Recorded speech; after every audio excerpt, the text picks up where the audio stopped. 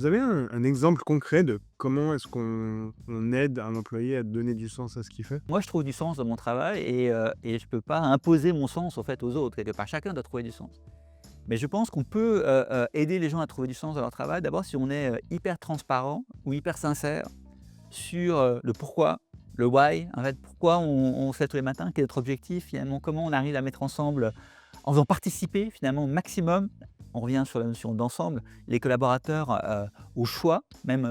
donc on est très suisse, hein. Il y a des, par exemple, il y a des, toute une série de sujets,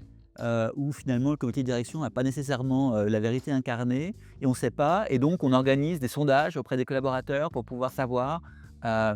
comment ils se positionnent par rapport à telle ou telle thématique. On fait beaucoup d'enquêtes satisfaction client, on en parlait lors du précédent épisode, mais aussi par rapport à nos collaborateurs. On a intégré en fait toute la vous savez, l'approche Great Place to Work. On est certifié Great Place to Work parce que finalement ça reflète ces enquêtes satisfaction et on essaye, de mettre en œuvre en fait parce qu'on est